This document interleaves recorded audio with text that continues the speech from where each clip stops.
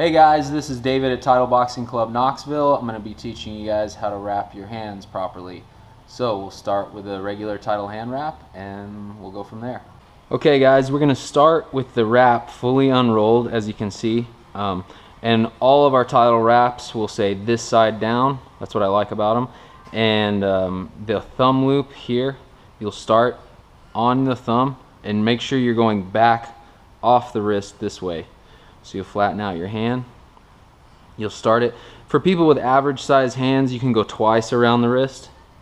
If your hands happen to be small, I would go 3 to 4 times around the wrist. But for me, I do 2 times and then I start the fingers. So from the wrist, I'll come up between the pinky and middle fingers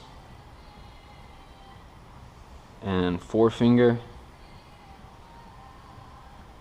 And then I'll take that wrap and go one more time up to the top of the hand and underneath the hand, and then across the knuckles to keep all this wrap from shifting over.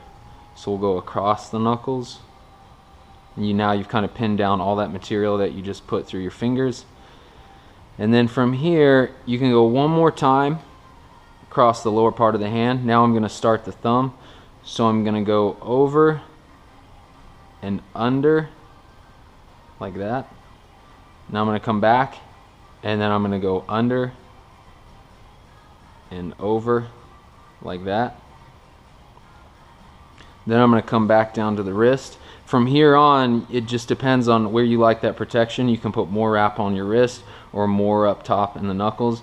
I'm going to go a couple times around my wrist here, and then I'm going to come back up, and always make sure you're cutting that wrap at an angle to get rid of as much of that rippling as possible.